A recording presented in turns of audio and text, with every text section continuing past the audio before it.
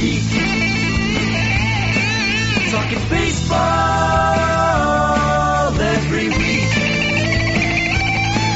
Cause they're Gleeman and the Geek. Check. And welcome to Gleeman and the Geek, the Initials Game Edition. I think that's what we're going to be talking about. I'm John Bonus of TwinsDaily.com. With me, Aaron Gleeman of The Athletic. But more importantly, also with us, Marney Gellner, who... Oh, hey, guys. Who had a front row seat, kind of. She was in the control Back row room, seat. essentially. Yeah, front row of the back room. That's right. Thanks for having me. Before we get into this, what was this countdown you just... Actually, it was a count up. This is from a technical standpoint. What in the world was this happening? little setup that you're witnessing here at this table at KFAN? It has its limitations, and that limitation, its limitation is that it provides some background noise. And you can take background noise out of audio, but you have to have like a decent size clip of that background noise to be able to take it out. So when I yelled check when you got to 9, ruined the entire thing. Yeah, I'm leaving the check in there, by the way. That's absolutely going to be it. My whole theory was we waited till you got to 9 so we could start this stupid podcast. Yeah. And then I ruined your take, but no, you went with it. That's right, exactly. Yeah, John does like a... I don't know why he has to physically count it down with his hands, because all he's doing is waiting 10 seconds. But the fact that he, almost like a child, puts both hands up in the air, and he does this even when it's just me and him, and he does 1, 2 finger, 3 finger. So I'll tell you why. saw that as absurd, which I also see it as absurd. You're right about the child aspect, but that's because it not uncommon for you to go we're in the middle of Am I Sid Hartman now? Yeah. You will make some noise during it, and I figure if I put my hands up, that will be a clue to actually step away from the mic. We've just come from the studio. We are literally in the KFAN building still. I said, John, do you want to go record this at your house? And he said, listen, we got the emotions going right now. He's not wrong. Like this is like we're walking off the field at the Super Bowl, and they just came right up to us. There's no cooling off period here for this show. We just participated in the first round of the Initials tournament. Yes. Where it was me, it was John, it was Tom Pelissero from NFL Network. Right. It was Tommy Olson, former Gopher, and it was Elizabeth Reese, Twin Cities Live. television personality from Twin Cities Live. And my only goal really was to not lose to John. And to score a point. Yeah. Yes. I just didn't want to get You shut even out. said to me, if I only get 1, but John gets 0, I'll take that. Like that was perfect. way more important to you than winning. Right. Because then I don't have to play again this year, which is okay. I'll always take that. I can stay on my couch, and then I can just make fun of John endlessly. Instead, what happened was it was a very back and forth game. Going into the final the final 2 questions, it was 2, and 1. And Elizabeth had 1. So Yeah, 4 of us had 2 each. Then Tom Pelissero got a 3rd point on the 11th of 12 questions. Right. So anybody else would need to answer the 12th one right to just tie him, force a tiebreaker. Right. And we got to the final clue, which is basically when Corey just says, here's the answer. Someone buzz in, essentially. And even at that point, I knew it, but I was way too slow. And John goes to buzz in by saying his name, because that's how you buzz in. And Tom Pelissero basically simultaneously buzzed in to the point that, and it was, what was it, Laundry Basket? Laundry Basket. Mm-hmm. LB were the initials. Yeah, LB were the initials. Laundry Basket. And it was so close that producer Zach Halverson, went and slowed down the audio. Well, the problem is that Corey immediately made the judgment call. No, it's Tom, because he was in the same. So even if they would have tried to reverse it, there's no way to reverse it because they don't know that I knew Laundry Basket. I didn't say Laundry Basket at the same time. Right. They would have had to take it away from Tom and just go to the next item. Because if they just cancel that one, he wins anyway because you had to get it right. But there is no next item. It was the 12th one. You could go to the tiebreaker. Tiebreakers. But wait, that would not have given you the tie. So yeah, if you just cancel it, it wouldn't have been a tie. Yeah, right. Right. That's you right. had to get another. I was in that back room with a front seat. And Zach was playing it back immediately for Mitsas and I and Naima, who was on Cities 97, because we were in there watching the game. And it was so close, but Corey's right about having a hard consonant. Yes. Consonant for Tom. And were you saying John? I said your bonus. You should have said John. That's why I said that afterwards. Honestly, you should have been louder.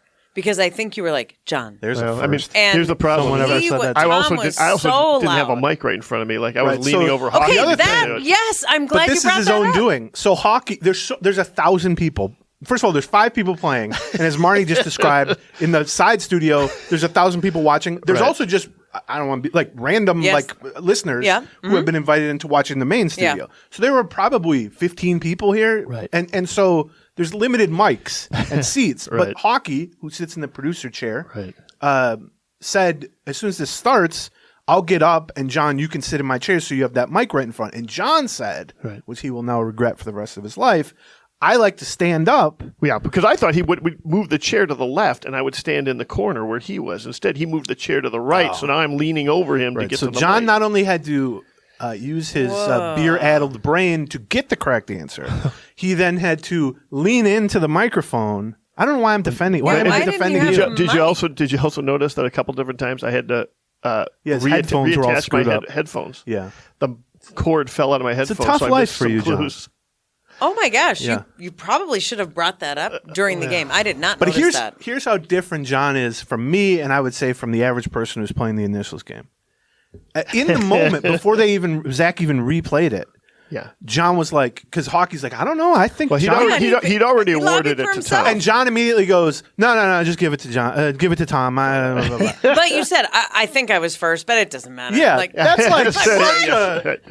but that is John bonus. Like I travesty. actually had no idea if I was first. The Hawk saw my reaction to it and said, Bonus thinks he was first. But that wasn't my reaction. My reaction was, am I really going to lose 2 on last second misses? Like the one where you said it earlier. You said Gleeman just as I was about to say, Yeah, or as I right. was saying Bonus. Thank God I did that. That cost me 1. And then this one, which is even closer, or maybe simultaneously, whatever, cost me the second If one. it were me in your shoes, we would still be on the air. PA wouldn't have been able to start a show. We'd be doing Zapruder-like breakdowns of this audio clip where it would be like, I'd be filing lawsuits. I would be, yeah. But John is John. So John doesn't really, John's just in it for the experience. And you know what? He's happy for Tom, that Tom won and all this other BS. Well, from a listenership and viewership, if you were watching aspect, it was a tremendous game. Yes. They're not all that even and have that kind of drama heading into the final couple of clues. So congratulations on being a part of that. Yeah. Well, you know, when you bring in the big guns. Well, that's right, like yeah. like a That's John right. Boyce Yeah, and that's Aaron right. Gleeman. You Yeah, know, I was a little disappointed how many of our clues. First of all, we got one that we just nobody got, which was always Largemouth bass. embarrassing. We had Largemouth that in bass. the back room. Yeah, I still, to me, that's that's 3 letters. Largemouth bass. I thought so too. I didn't With a think largemouth dash. was one word. Hyphen. Yeah. Well, there was one that none of us in the back room knew. The non-British one, Le something. I still Oh, don't- La Brea. Brea. Yeah. I got that one. That was the one I got. Congratulations. I'm And one an of idiot. them, I don't know what it John also basically cheated in that he literally, as of you flew back yesterday, correct? Right. From the city of Philadelphia, known is. for a thing called the Liberty Bell, which Thank is goodness you got LB, that one. and that is one of the 2 that he got correct was Liberty Bell. And I've got to show you Chrissy's text to me Yeah. with the last 2. I would have divorced you if you missed Liberty Bell. I was yelling it. But do you think she said that like, "Oh, I would have divorced you if you got like"? Was that like her opportunity to divorce? That was a chance. Yeah, that's right. Like I can file, and the judge will see this and say, "Yeah, that's Oh, fair. yeah, That's fair. that's That's good. fair. Yeah, you did You get 70% instead of 50%." Yeah. So how do you two now view this? If Aaron, your whole goal was to beat John, Yeah. you ended up 2 Tied, yeah. and Yeah. 2, Yeah. dead even. I wouldn't normally You're say kissing this. your sister. Yeah. Oh. Now I just looked at him and I was like, "What?" I don't normally say this, but I would argue that he beat me because he did know the last answer. We don't know that. No, but he did. He did. I even knew it. I was just slow. I even knew it because, like, at that point, it was like, oh, okay, I have a laundry basket at home. Here we go. Let's go. Right, yeah. So yeah, I would kind of argue that he It was no La Brea. Yeah, that I wouldn't have gotten ever. I was gonna because the first clue for La Brea, which is a city in California, right? I guess. I think so. It's La Brea Tar Pits Right. is how I know it. Right. The first clue was related to Los Angeles, and I almost buzzed in and said Long Beach, which I then would have felt Oh, dumb good. because it was. That would have been a good guess. It's a good swing. We have a lot of wrong guesses as a group, I will say. A lot of, good guess, but no. Or Yes, it's true. Elizabeth saying, teed it up for us a lot during that game. Like Yes. several times she jumped in a little bit early, got one of the words right. In fact, Liberty Bell was one of them, right? She gave Lunch Bell before Yes, that. right. Right? Yep. That's why She also guessed lunch pail at one point. after which was somebody the got wrong. lunchbox wrong. After, but then what happens is your Tommy brain guessed. just freaks. Like Yes. your brain just goes, well, I know this, or I think I know this. And I then, once tried to ring in on BG with what I thought was Burger King, and then once I realized what the initials were, I altered my guess to Burger Ging. it's a very It happens. Burger King. I like that. It's a very strange game, particularly when you're playing it at 8 a.m. Right. in a weird side room with 15 people. Yep. It's a very interesting circumstances, Yeah. which is why There is a level of chaos about Yeah. it that you. I mean, in fact, the game itself has got a level of chaos such that I think it's really what makes it fascinating listening. It's hard for anybody to dominate it. You know, I mean, Except AJ has, yeah. right? But everybody else, it goes week to week. It can just change. Yep. You know, And it's- sometimes a list just clicks with, or even the initials, just immediately when they say LB, Right. you're like, ooh, okay, Limp Bizkit, London Bridge. Yeah. I had Larry Bird written down immediately, and it, of course, yeah. did not. I had long ball. I would bet that Larry Bird was one of the 3 overtime ones. Tiebreakers, Tiebreakers ones. Yeah, I bet Speaking you. of long ball, Barney. those ones are easier. Those are the more obvious ones. He saves those for the end. How much do you miss seeing me every day at Target Field and watching these great Minnesota Twins go up and down around the 500 mark all season? Well, what I miss is you and Dan Hayes and your little twinsing outfits. Yeah. Repping the Minnesota Twins as twins. That's America's one of my sweetheart. favorites. Beautiful. Be it Dan Hayes. It's been strange. It's kind of been a 2-year process of peeling myself out of Twins and into Lynx, because last year was the first time we had all the Lynx games, and this year again, as you know, because you've been following so closely. So it's just a change, and for me, I love it because I'm doing play-by-play for the Lynx. Yeah, so right. instead of doing sideline for the Timberwolves and sidelines for the Twins and then sidelines for the Timberwolves and it was kind of like this nonstop repetition of I have asked every question that could possibly be asked to an athlete. You can at this only point. say so many times, like, how do you keep the positive momentum, or what would pitch rate? Like, believe me, as someone who tries to come up what's with your questions, thought process? like, Okay, 3 and 2, bases loaded, 2 down. What were you thinking at the plate there? you're do you like play-by-play better, or do you like play-by-play because it's different? Do you know what I mean? Yeah, because you seem to be at more times of a. it's both. You At like to be times sort it's of an both. impromptu. Like I can see you doing improv or something like that. Like you like that. yeah, but play-by-play, like she does. You can say whatever you want. Like, But it is I guess improv it's true. because Yeah, okay. it's not All right. scripted. It's Yeah. it's top of the head. But sometimes my mind doesn't work fast enough. Like a name, I get stuck on a name, and I'm like, or like a phrase, or I'd be terrible It's just at like it. playing the initials game, Right, yeah, or when right. you're locked up on something. So I don't think I always viewed myself as a Jackie of all trades, master of none. I feel like I can do almost anything, but I'm not overwhelmingly great at any of it. wow. So I disagree with the last part. But yeah, I mean, I'd I don't want to I'd start agree. pointing out my. Jeez, John! I don't want to point out my mistakes. I'm enjoying it very much. I miss the ballpark. I miss the vibe of baseball. I don't miss the 3 hour and 45-minute 9-inning games. However, They're short now. They I have love gone that as soon away, as you which leave. is shocking. although they're creeping back up. Are they really? Like, basically, I looked at this the other day because Royce came over and was like, am I nuts? Are these games getting longer again? And I was pretty like, good well, you're Royce. nuts. But then I looked it up. And, and both. well, yes, Why he's not both? nuts. And out. Yes. Yeah. basically every month it's added 1 or 2 minutes since April. So like in April it was like 2:30 something, and now we're at like 2:41, which is still a lot Still shorter. incredible, yeah. But it is Still incredible. interesting that like I think what's happened is a lot of the pitchers have figured out more of a rhythm, and they're not as worried about the clock going off.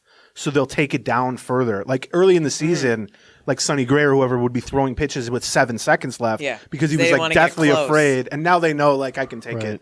But I bet one thing you don't miss though, for real, is Rain having delays. having to dodge Gatorade in your post-game interview. Although you were quite good at that. I had a rhythm of, I always hold my mic in my left hand, as I'm doing now, which I never did until I got engaged. I was always a right-handed mic holder, and then we got engaged You wanted to show off the ring? like... We got married in 06, so probably 05. And I started holding my mic in my left hand because I was so proud. Really? I'm not kidding. That's you. why it is a That's rock. why.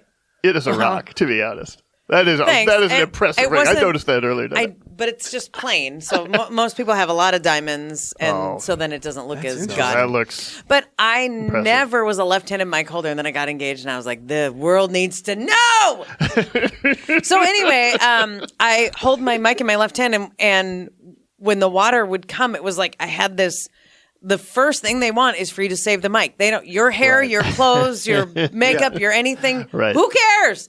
Don't get the mic wet. And it's a direct shot. Like if I'm interviewing you, the water is coming right here. Because it happens once, and I have a photo of it. Direct, massive amount of water coming right straight into the very expensive If you microphone. go on Getty Images for the Twins and you just search like walk-off celebrations or whatever, there are tons of great photos of you like narrowly dodging it or getting hit on the arm with it. And it's always the most wonderful facial Yeah, where your expressions. face is just like all warped because you're moving. And but the like maybe I don't know 2 homestands ago, Audra was interviewing I don't even know who afterward, whoever had the walk-off hit. And Pablo Lopez just straight up picked up the bucket of Gatorade and just very calmly, didn't even run, just walked in a straight line. And Audra, I thought, was just staring right at him. And I thought, oh, this will work out well because the player's back is kind of to him. She's literally just looking at him. She's going to keep alive this idea that they're just doing an interview. And she's just going to sidestep. And instead... he just dumped it on both of them. And she didn't see him coming at all. Just sort of was staring 10,000-yard stare through him, basically. And then afterward in the clubhouse, as she's just completely drenched, wearing like a dress or whatever. And Pablo Lopez was like, why don't you move? Like, I've made eye contact with you. Like, I thought we had an understanding. Like, you're going to move at the last minute, and I'm going to dump this on, Your timing is whoever way it was. And she's like, I didn't see. So yeah, it's just that. Add that to your skill set. A lot of times, Dustin Morse, who is the PR director for the Twins, will get in our eye line. So the player has his back turned to Dustin, and he will, like Audra or me back in the day, he will wave his arms and then point. So you see it, but you can't react to it because you don't want to give it away to the player. Spotter. So there is definitely a rhythm to it. There is a plot and a plan to it. But dancing out of the way and going arm before you move any other body part. It's the hand that's holding the microphone. That's it. Needs to be the first one, and needs to go straight back away. Because you want to not get Gatorade dumped on you, obviously, but also you don't want to give it away because then that ruins the fun of them doing it to a teammate. Absolutely. So it's not you can't just go sprinting away like you 10 seconds. You are part of. You are a You're decoy in on the prank. You are part of the conspiracy. That's right. That is exactly And there right. is. I have a photo of where the one where the mic is getting drenched with the water, and you can see my whole body. My face has turned to the left. My shoulders have gone to the left. And the mic is still there because my thought is save yourself. And then after that, I got the old lecture, save the microphone. So now I have to contour in a different way The since producers then. But are like, we can get another Marnie. We can never get another handheld microphone for $89.99. Well, we don't have a lot of walk-off Gatorade baths in does anybody in just the links pour a cup in the of WNBA Gatorade over so. you or anything like that? No, but they started doing that with the Wolves. Really? Like you do the on-court interview right in the free throw lane, typically. Okay. After the court has emptied, and whoever the guy is doing the radio interview usually gets done first, takes off the headset, grabs 2 full cups of Gatorade, and then just does the slow pour over the head. That's a lot. It's not as dramatic, and a lot there's weirder. more cleanup. Yeah, on a court where somebody's got to like squeegee it Right, off the. Well,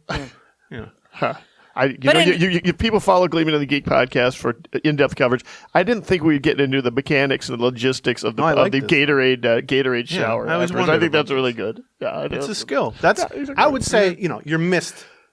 You're very much missed on all aspects of being at Twins games. Well, that's very your kind of you. on-air Thank you. performance is missed, but also just seeing you around at the ballpark. I appreciate Not as that. many Thank people you. goof on me. I mean, a lot of people still goof on me at the ballpark, but not Yeah, as many. You're such an easy target. Now that you're gone. And when you would sit in that far Yeah, they had right us in corner, like Siberia, yeah, basically. They Yeah, knew right. they knew all about you. Now we're in the other side. You would sit in that corner, and then I would have to go out that door and stand kind of right by that glass to do a hit in the second Yeah, your inning. first stand-up my thing. first on-camera hit, and you were just right there. But there was this huge glass in between us, and there was always something. Well, usually it was just nice shirts, guys. Yeah. And then just walk away. But anyway, good to see you, Marty. Miss you Marty. guys Yes. both. Miss the game, miss the people. Don't miss the rain delays. But thanks for having me. It was Yes. great to see you. Great game today. Thanks you for the for breakdown of breaking the down initial. the I'm all glad we had an 22. impartial judge there to kind of talk about how it all went. So Wonderful. The initials today are GG, Gleeman, Gleek. Wait, Geek. Yeah, that's better. Gleeman and the Gleek. you mispronounced it. You don't get the point. Bye. Bye. Thank you, Marty. All right, before we get into some Twins talk, let's talk a little bit about a couple sponsors, starting with RotoWire. It is football season. The Vikings are playing. I have not seen any of the games yet, I'll be honest with you, but I don't need to follow the NFL very well because I just go onto RotoWire. I follow it less and less every year, but I still do. I don't embarrass myself in my fantasy football league here's the because truth. of RotoWire. The less Right. of your brain that's involved in the drafting and managing of your fantasy football team, and the more reliance on RotoWire's brains, Right, yeah. the better you're probably going to Yeah, do. exactly right. Yeah, At least you're right. you. Yeah, do. for sure. Now, it's up to you listening to this if that's also true. But RotoWire, our friends at RotoWire, have a free trial available for Gleeman and the Geek listeners, and it's actually a free trial in that they don't even ask you for your credit card to start it. So it's not like they're going to kick in at $100 a month. Right, after yeah, that or yeah, something. yeah, right. They're so confident that if you try it, you'll appreciate the quality of the product, not only the cheat sheets and customizable lists and all that for your fantasy drafts, which you can sign up for this free trial and do as many of your drafts as you Right. want for free, Right. but also the in-season tools of player news and injuries, Right. rankings per week, and Which just guys to advice pick them off the columns. waiver wire? Oh my gosh, yeah. It's right. invaluable. And you can go and get that free trial at rotowire.com/Gleeman. Again, no credit card required, so there's no reason not to try it out. rotowire.com/Gleeman for your totally free trial. Twins are in town this weekend. You're going to want to wear something cool at the ballpark. I would suggest you just do a quick tour of SodaStick's website. SodaStick has all kinds of cool things. Their latest one, they're kind of bringing back a design that was. I did not know that there was a Tony Oliva hitting school that actually existed. They've had this Tony Oliva hitting school logo for a while. They've had it on shirts, but now they've got it on these hats that look fantastic. And I did not understand that was literally there was a Tony Oliva hitting school in Bloomington in the late 80s, early 90s. didn't know that. I was a Bloomington boy. You should have gone to it. Well, I probably should have, but I was late 80s, early 90s. Tony Oliva had a hitting school, and they've got the logo, and it's on hats. And, I mean, that's the kind of insider thing that you're wearing when you're wearing a Soda Stick. They have their Kirko design. chains. Yes. Which is that's right. new. Yep, the football stuff absolutely coming out. But yeah, the Tony O hitting school hats is an actual collaboration with Tony Yeah, Oliva right. himself. Yeah. And if you go to SodaStick, soda like Minnesota, sodastickco.com, or just Google SodaStick, it'll take you to it. And then you use the promo code Gleeman when you're checking out, you will get 15% off your order. Yeah, and you don't never know when that stuff's going to run out. They have small batches of this stuff, so get in there right now. SodaStickco.com. What is the Fancy Boy Modeling School? That's in my brain, but I don't know what that's from. It's from some movie or something. I don't When you know. were saying Tony Oliva hitting school. Is that from the Ben Stiller maybe? Ben Stiller movie? Should I look it up? You'll never know. Fancy As I Boy sit here Modeling with a School? phone and Wi-Fi. Maybe I'm Fancy Boy Modeling School. Here it is. The Aaron Gleeman Fancy Boy Modeling School. Yeah. Also in Bloomington. It's in the Handsome early Boy 80s. Modeling School. Handsome Boy Modeling School. No, All no, right. this is not what I'm talking about. This is a rap group. That's an actual thing. Well, then what am I? I don't know what I'm talking about then. I might have just made this up. I might have just invented something. maybe we should go. Maybe we should start a Fancy Boy Modeling School. Oh, I can see a lot of clients coming to us for a modeling school. What am I thinking of then? I have no idea. Anyway, this brain of mine, it does not work the way it I once think did. those people who like to hunt URLs and sell them for profit, I think we've just found a magical URL for you folks out there. FancyBoyModelingSchool.com. I'd be afraid to check. FancyBoyModelingSchool.edu. .edu. Oh, you'll get an education there. Believe me. Yeah, let's talk some Twins. Yes. They play tonight after having yesterday off. Yep. Pittsburgh in town for 3, and then they go to Milwaukee for a little another day off, then the 2 days. Yeah. Yeah, right. And then a little 2-gamer, and then right back home for 2 series. Right. Which is a real, one of the more challenging parts of the schedule. I mean, I guess I'll include Milwaukee in that too. Yeah. Going at Milwaukee for 2 and then back here against Texas and Cleveland, or Cleveland and Texas, Right. I guess, is basically the hardest remaining part of their schedule. Yeah. But And then following it up with an off day and then back on the road versus Texas same and two, Cleveland. yeah, Yeah, right. right. Yeah. But they're up 4.5 because Cleveland got rained out yesterday. They're playing a doubleheader today. The Twins are up 4.5 with 40 to play. Right.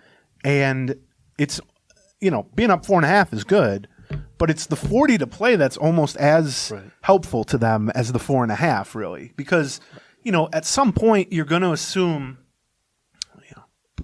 find this clip when this doesn't happen, but you're going to assume something resembling a 500 record is, kind of not the worst case scenario. We saw last year what the real worst case scenario for the Twins was. It was like, 5-25 or whatever down the stretch. Yeah. But, 20-20, let's say, is a baseline. I mean, they're 5 games above 500 right now. Even if a couple below 500, when there's only 40 games left, that would then require Cleveland to play at 100 and something win pace, basically. Now, the only thing in Cleveland's favor is that 6 games versus of the the Twins. remaining That's 40 right. are against the Twins. But, that's in their favor if they win 5 out of 6 or something like that. But it's also can potentially be in the Twins' favor if the Twins just win 2 or 3 out of 6. If they go 4-2 and they're really they pretty much I mean, locked up the division, right? Yeah, it's in Cleveland's favor in that if we were doing a Guardians podcast, I'd want as many head-to-head matchups remaining as possible because you can make up the most ground. Right. But I think from the Twins' standpoint, it is nice to at least be able to control your own destiny on all fronts. Not only are you ahead, not only are there only 40 games left that you can sort of run the clock out to some extent if you maintain the lead, but if you don't just fall apart against your only rival at this point, you can kind of block them from being able to make the type of moves required. And other than the 3 series they have left, they have 2 series versus Texas and 1 versus Tampa left. So those are significant, difficult series. But I mean, you got Pittsburgh this weekend, starting the middle of September. You've got the Mets in the first half of September. You've got the last 2 weeks of the regular season. Yeah, it's like White Sox, Oakland, Colorado. Cincinnati, but they're even falling out of it. I mean, they might be done by the time they. So what we're saying is, when the Twins blow this lead, it'll be really disappointing. Since we last did the show, make plans for October 2nd, 3rd, and 4th. That's what 3rd, 4th, and 5th. Yeah, all right. Yeah. Beyond that, I'm not going to tell you to make any plans. But the 3rd, 4th, you know what? The 3rd and the 4th. Make plans for the 3rd and the 4th. So put the mark off your calendar. Try to reserve some time on those days. The other day, I was. I actually have tickets to something on the 4th. Wow. The other day, when Duran was coming in to close out a game, they do his entrance thing, which is they tell everyone to pick up their phones and put the flat or the light on your phones, and then they cut the lights in the stadium so it goes dark. And early on in the season, it didn't really have the effect they wanted because it wasn't dark out yet a lot of the times. Right. Like for these 6-something starts, it was like 8:30 by the time he came in, and 8:30 early summer, it's like, well, it's just light out at this stage. Yeah. But now we've gotten to this point in the calendar where it's at least mostly dark out, and it is a cool effect. 25,000, 30,000 people, and I sent to Do Young Park from MLB.com. I was like, man, this would be a really cool thing to experience for a playoff game.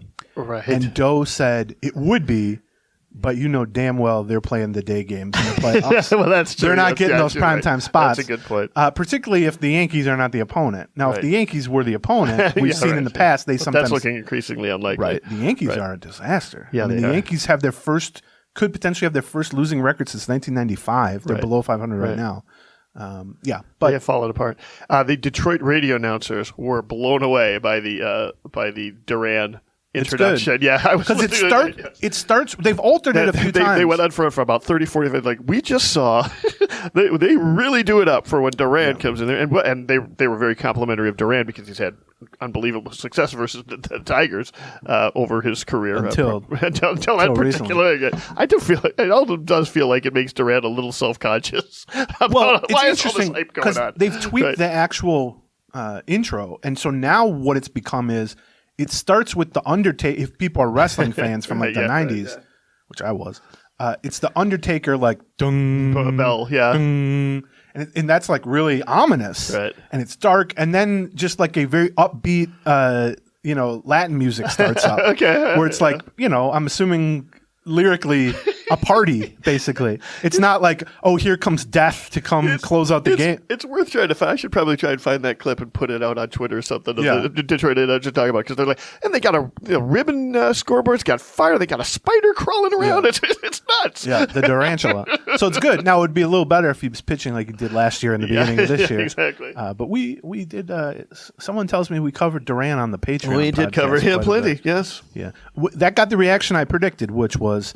A lot of people were like, well, Aaron, I think, was kind of right, which I stopped listening at that point. But also, did he have to be so mean to John? And there were a few people who were like, John was also right in addition to Aaron being mean. So that's, about par for our course. But I wonder sometimes. If we want to unpack that some more, I did find it. When I got home last night, I did take a look at my stuff. I'm afraid to. But here's what I'll say, just in general. And I know the Patreon subscribers, Patreon, patreon.com/Gleeman, they're a special breed, and we love them for that. And they're very into the show, and they listen by definition to much more of the show. And there were a lot of good comments on it. Like a lot of people doing a lot of research. It was great. Yes.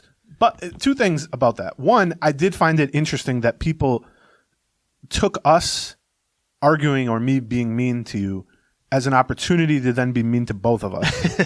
Which is, I was like, well, that's an interesting human reaction to be like, I can't believe Rand picked on John. What a couple of jerks these guys are. It was like, okay. But then the other thing is, and we even said this, I think, to each other afterward, or at least I said this to try to make myself feel less bad in the moment.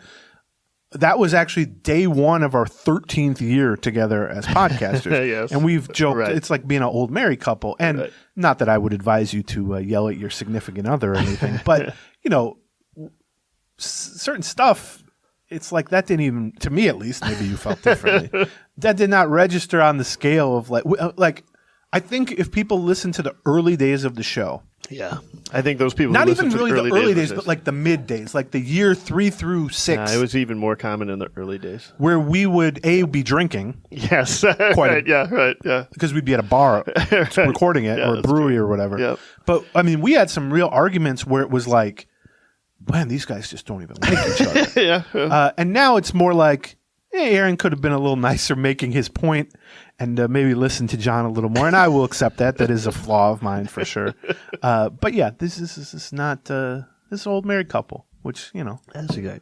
Yeah. That's how I feel anyway. John might be sitting here feeling, no, this is the worst thing ever. I'm ready to divorce you. I do think we should probably try to figure out some way to, so we got to put something in place to cut that stuff short when we both feel like just it's the going length too of it. long. Yeah, I agree with that. Like we got to figure out something to say, okay, we've anything we're going to say after this is repetitive. Some might argue this actual discussion is only adding to that. So we also they finished their season series against Detroit 5-8, which is very strange because Detroit is not a good team. Right. And if you take out that 8-5 record they have against the Twins, they're low 400s for a winning percentage. It's been weird too.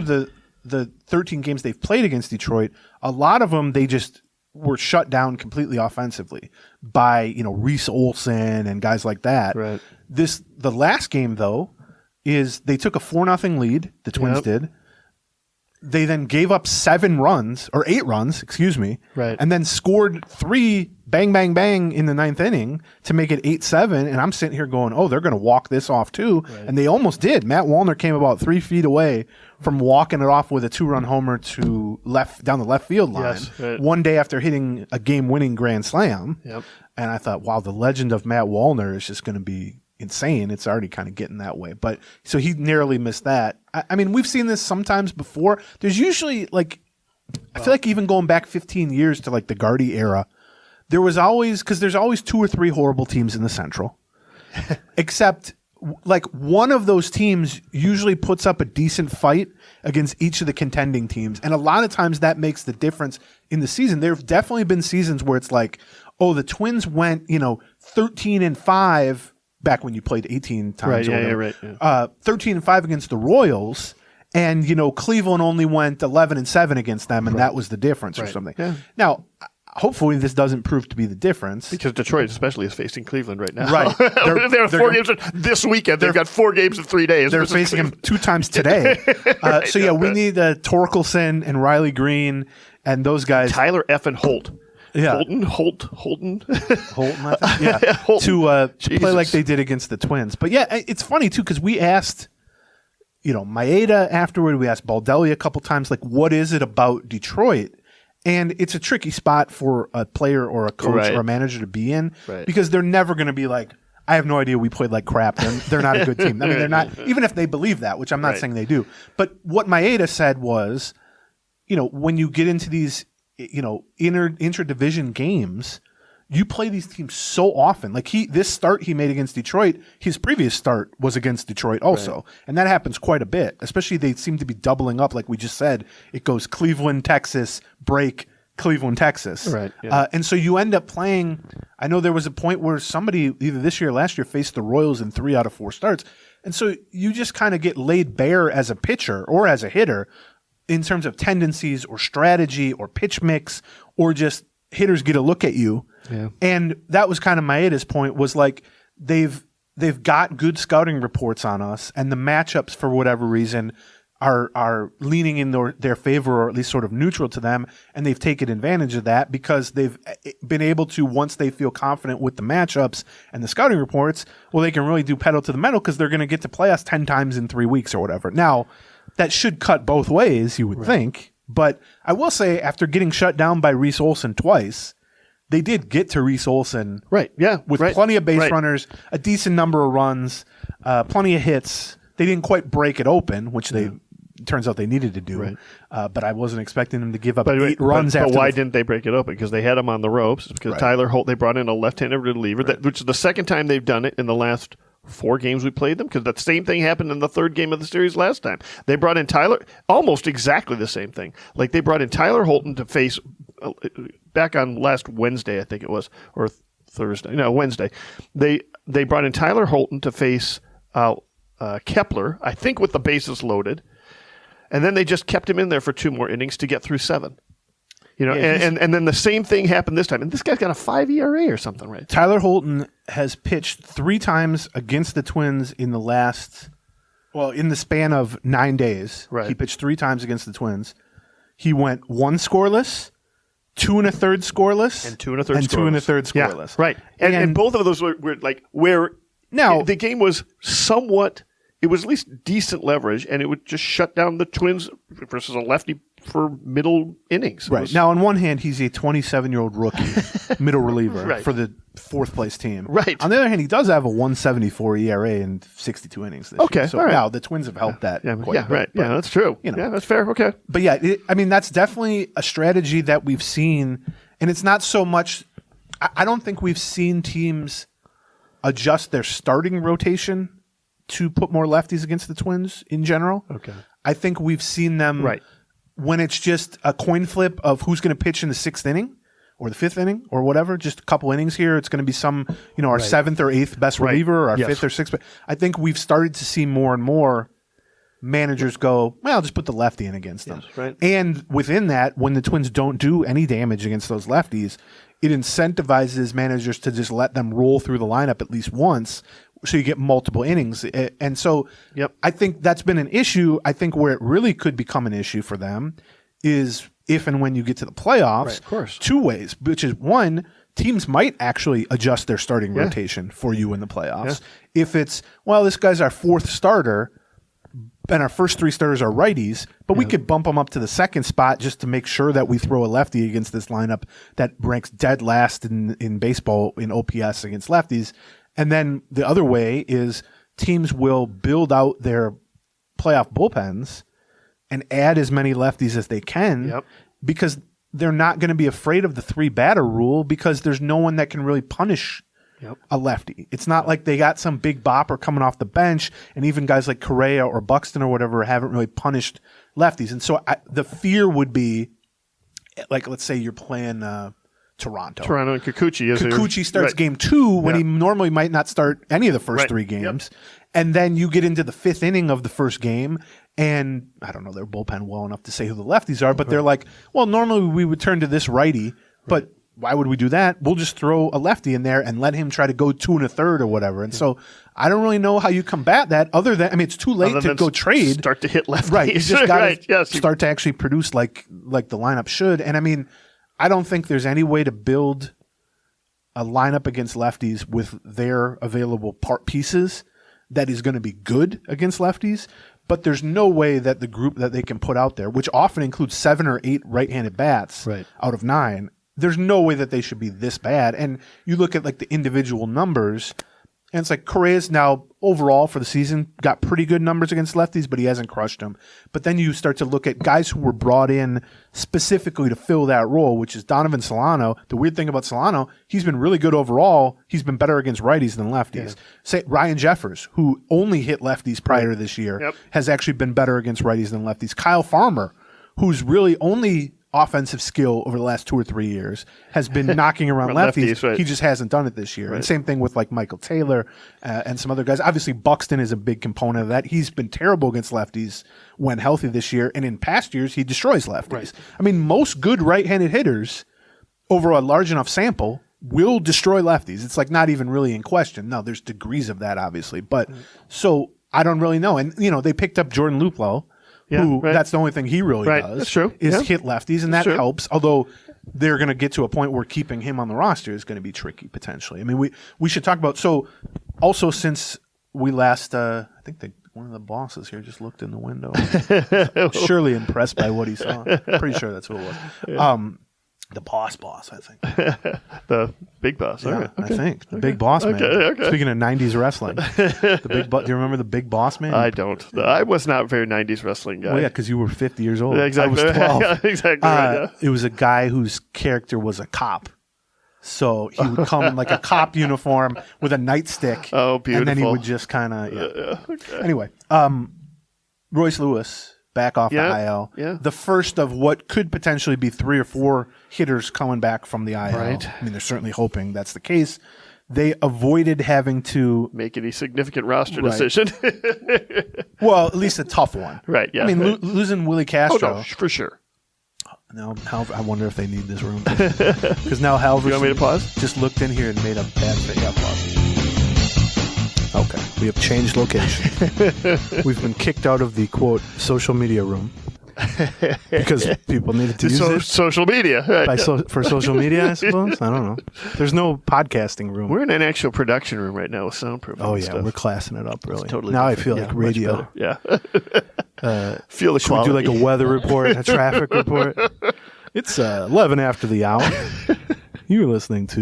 And Willie Castro's on the IL. And Willie Castro's on the IL. I think that's what we were talking about. Here's your IL update on the 8s from Minnesota Twins. Traffic and weather and Willie Castro on the 11s. So, yeah, to make room, we were speculating because, you know, Royce homered on a couple of his rehab games. By all accounts, was feeling good with the oblique. He missed 36 games, I think, something like that. Okay. Which is... They said 6 weeks basically was kind of the goal. And I only point that out because so often when they don't hit a goal for a recovery timetable, we discuss it. So it's worth noting that he did hit the recovery goal, which he also did for both torn ACLs, which is noteworthy. Yeah, you're right. We were speculating. Give him to him. He's a fast healer. He gets hurt a lot. Yeah. But he's a fast healer. I was going to say something along those lines, and I stopped myself. But so we were kind of guessing what the roster move would be. And like I was saying, with Luplow or Willie Cat, it gets tricky because I don't get the sense they have anybody from a hitting side they want to send down or DFA. You know, you could argue about Gallo. You could argue, you know, Luplow can be sent down. Castro can be sent down. They have minor league options. But I just didn't get the sense that they were like, well, when Royce comes back, we'll just send so-and-so hitter down and keep the 13-13 mix. So I started to think, well, we've seen their willingness to bump from 13 to 12 pitchers Right. short term. For short term. To And, kind they, of- and they had so many off days. Made Right. perfect sense, right? So, to send down Josh Winder or Cole Sands, who again has been on the roster without pitching for quite a while now, would be a decent kind of kick the can down the road with the decision move. Yep. And I do think that's what they would have done, except Friday in Philly, Willie Castro strained his oblique Right. swinging. And it's a grade 1 strain, which is the lowest level. So they're hoping, more 3 or 4 weeks instead of 6 or 8 weeks with that, but we'll see. And so that made the roster decision pretty easy. So Royce Lewis came back. He slots right back in at third base, which is what he was playing every day before he got hurt. He hit third in his first game, came through with an RBI single. Yep. As Baldelli likes to talk about, those spots find him. No matter he's batting third, he's batting eighth, he's coming off the bench, whatever it is. Early in his Twins career, Royce Lewis has come up in a disproportionate number of big spots. And done disproportionately well. Yes, done exceptionally well. And after this one, and he did it again later in the series too. Yes. He had a big hit too. Yep. And Baldelli was like, "Yeah, sometimes I look and there's 2 guys on base and he's on deck, and I just look and I say, yeah, they're going to walk here and he's going to come up with the bases loaded." And sure enough, that's what happens. Right, yeah. And I mean, that's a good rep to have when you're 50 games into your major league career or whatever. Yeah. But so he's back. I get the sense. I mean, the next kind of decision point for them, both from a roster standpoint, but also just a day-to-day lineup standpoint, would come if we're assuming Willie Castro is going to be out longer than the minimum 10 days, which I would assume, would be Buxton returning. Right. Now, we know pretty well that that's not going to be fast. There's no kind of imminent. I mean, maybe I'll get a better sense going to the ballpark today. They'll have some, but he's not, imminently coming back. I would guess September. And it's, what is it, August 18th today. So, a couple weeks maybe. Once that happens, if that happens, and Buxton returns, and I do think he'll return, then it takes away at least some of the availability of the DH spot. Right. But until that happens, and we can talk about that in a second, but until that happens. Because we've seen some examples of it now, like what they're doing with Royce Lewis back. Right. While they have the DH spot open without Byron Buxton around, they have Julian, Polanco, and Lewis for 2 infield spots, third base and second base. Right. Well, it's easy. Most days, I'm going to guess, Julian's going to be the DH, and then occasionally Julian will play second base and Polanco will be the DH. Right. Or Julian will play second base, Polanco will play third base, and Lewis will be the DH. Right. And so it's you can almost just cycle guys through there. I don't think it'll be quite a even cycling. I think Julian, just because of defense, will be the more often DH, but that's a pretty straightforward way to get all 3 of those guys the deserved everyday, most everyday playing time they can get. And the outfield is such that without Kirilloff at first base, who is also hoping to return, but I would guess it would be in September also, Gallo has primarily been playing first base instead of a corner outfield spot, which opens up an outfield spot for Matt Wallner. So right now, there's plenty of room for everyone, and the lineup looks pretty decent.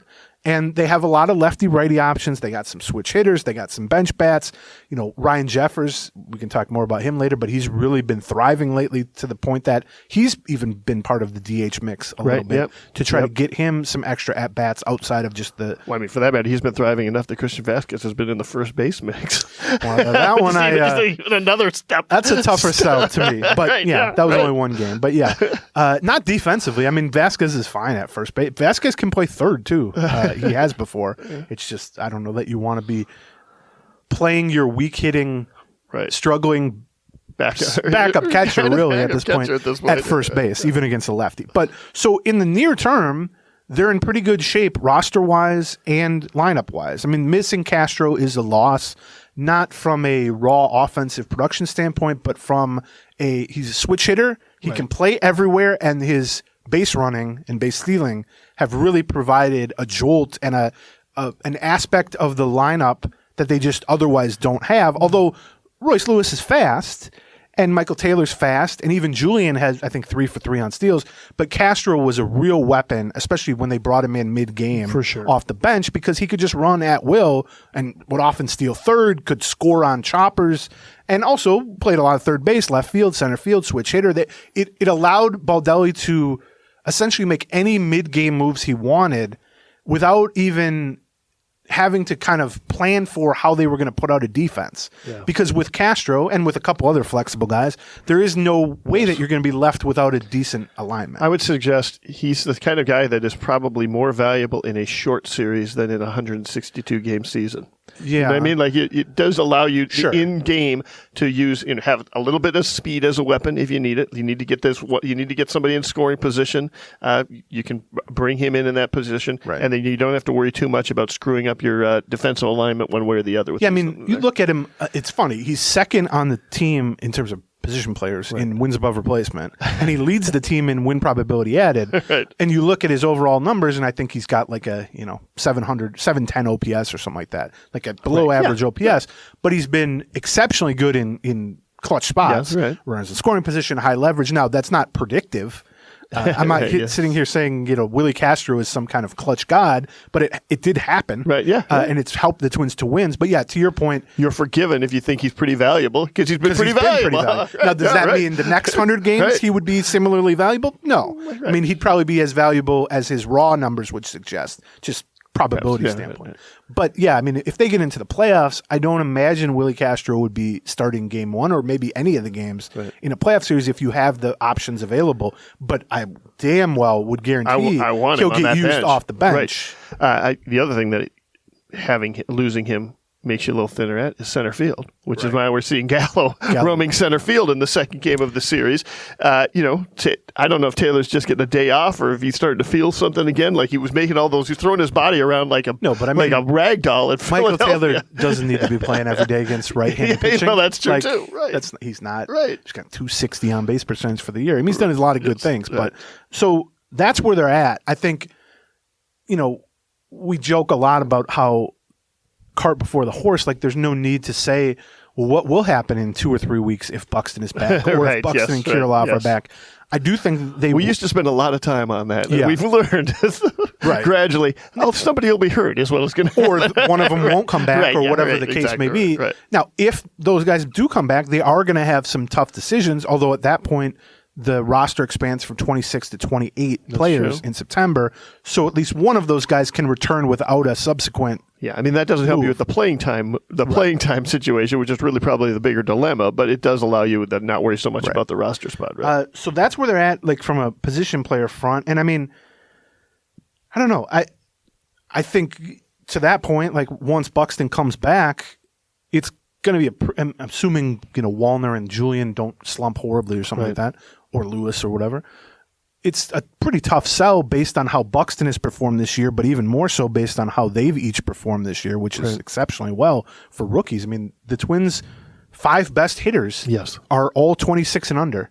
It's Julian, Wallner, Lewis, Kirilloff, and Jeffers. Now, some of those guys are more veteran than others, obviously, but it's been the younger guys, not the veterans, that have carried them to this lead. And so when Buxton comes back, he's got a below average OPS. He was struggling mostly, although he got on a little hot streak right before the hamstring injury. It's a tough sell to be like, he's just going to be our everyday DH again, which I think within that, there have been some indications, this is me reading between the lines, but on 2 fronts defensively that I think have been season-long talking points that what did you call it on the Patreon? You said their resolve is crumbling. And I agree with that, which is they're not going to come out and say it, but I'm of the belief, for sure, my constant, why aren't they playing Ed Julian at first base, I think could become a reality. And if not Ed Julian, it'll be Polanco. Assuming I was wondering if it was going to be Polanco. Right. I mean, it could be one or both. Yeah. And that's if Buxton comes back and takes over even a share of the DH spot, there are just going to be days where you want all 3 of Julian, Polanco, and Lewis in the lineup, and you want Buxton in the lineup. And the only way to do that is to play somebody in left field or first base. And so I think their unwillingness to play one of those guys, and specifically Julian at first base, has been, to me, odd and frustrating. I think they're starting to kind of realize it's the only way to fly. Like it's the only way that this is going to, all these pieces are going to fit in place once Buxton comes back. Now, with that said, if Buxton comes back and Kirilloff comes back, well, then that's no longer even really helpful. That's right. And then the other thing along those lines is, I think not because Buxton is any healthier than he was early in the season, but that the idea behind Buxton as purely a DH has proven to be ineffective on two fronts. One, he hasn't been productive. I mean, he's hit worse than he has in the last 3 or 4 years. And then B, and potentially related, he hasn't been healthy. Right. I mean, he's played the first 70 games. He played a much higher share of those games than he ever has before. Right. So it worked in that sense, but he wasn't hitting. And now of late, he's been banged up. Now he's got the hamstring he's going to miss time with. And so the premise behind, we're just going to leave him at DH was to keep him in the lineup. Right. And, I'm sure he's more likely to stay healthy as a pure DH, but he hasn't stayed healthy as a pure DH. And if it means, him not being particularly productive as a pure DH, whether you think that's linked to not playing the field or not, I don't really think it's that linked, but we'll never know, really. Or it's just a matter of you're limiting yourself in terms of what you can do with a lineup on a given day if he can only play DH for all the reasons that we just talked about. And so I think their resolve on the can Buxton or will we play Buxton at least part-time occasionally in the outfield, presumably in center field, but I'll just say in the outfield, has crumbled a little bit. And I think it's a very real possibility that when he comes back, he will be a part-time DH and an occasional outfielder, not because they're much more confident that he's going to stay healthy, just because there's less to protect. Do you know what I mean? Like, it'll be interesting to see because, yes, there's less to protect. Here's what I mean, at some point it becomes, are we going to have the worst guy? Is having Buxton at DH mean we don't get to see Julian in the lineup? Right. Or do we don't get to see Royce Lewis in the lineup when those guys are clearly doing better than him? And when you get to that point where you're like, hold it, so either we have to sit one of those guys or we could put Buxton in center field, I guess. Right. It's based on Buxton's performance and how far it has fallen off. But it's also based on the performance of the players around him. Yes, right? Early in the season, you put him at DH because he wasn't really blocking anybody necessarily. Exactly, right. I mean, now he's potentially blocking guys who have out-hit him. Now, I will say this. What Buxton has done this season to this point is not necessarily what you would bank on him doing. Right. Because here's the reality. We're talking about Byron Buxton like he's some washed-up bum here. Right. That's a little exaggerated. But we're saying, well, you can't bench Polanco for him. Right. Except he's out-hit Polanco in 3 out of the last 4 years. You can't bench Royce Lewis for him. Well, odds are Royce Lewis will never hit as well as Buxton did the last 2 or 3 years. Right. Same thing with other guys, too. Agreed 100%. So it's a matter of how do you view Byron Buxton right now, or when he, 2 weeks from now?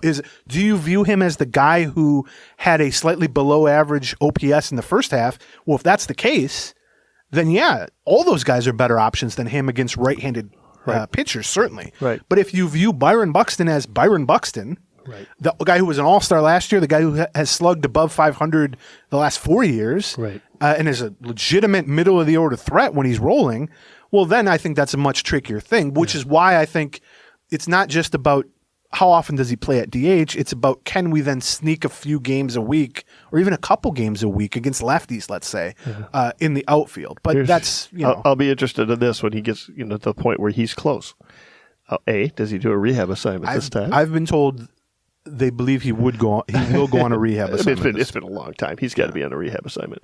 And second of all, where does he play in St. Paul? Right. I mean, that'll be the giveaway. Right. That'll be the giveaway. If we end up seeing him roaming the outfield of St. Paul, we'll have a sense of that. That's what they're doing. Before we get to the next point, let's talk about our last 2 sponsors, starting with BetterHelp. We're both big believers in BetterHelp in terms of being a system which can help eliminate the barriers for you going and finding therapy or a therapist. It is very hard to come to the conclusion that you need help to talk about this stuff. And the last thing you need is when you finally decide, you woke up that day and said, enough of this. Yeah, you don't need any speed bumps. Yeah, enough of this. I'm ready. I need to do this. And then you go like, hold on, how do I do this? Yeah. Like, who do I talk to? So BetterHelp, the way it works is, however you would like to get your help, which is you want to do a video call, they can set that up with a real licensed therapist, typically within 48, 72 hours. If you don't want to be on camera, you can do a phone call. If you don't even want to do a phone call, you can do a chat, a live chat. They will kind of tailor it to your needs or your comfort level. You can talk to a real therapist, and you can get 10% off your first month of BetterHelp. Visit betterhelp.com/Gleeman to get 10% off your first month. That's BetterHelp, HELP.com/Gleeman. Let therapy be your map with BetterHelp. Also this weekend, Pittsburgh's in town. You don't get to see Pittsburgh very often. You might be thinking, hey, I might like to see the Pirates come to town. Tommy Olson's working is the celebrity bartender at Grey Duck Jack. He's a heavy pourer, I've been told. I think he is a heavy pourer.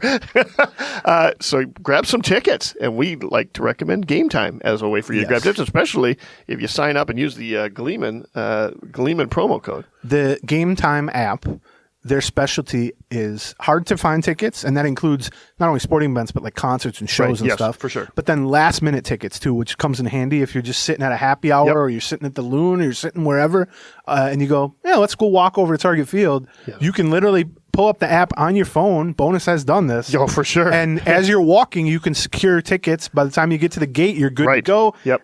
If you download the Game Time app, you can snag tickets without the stress. You create an account, use the promo code Gleeman for $20 off your first purchase.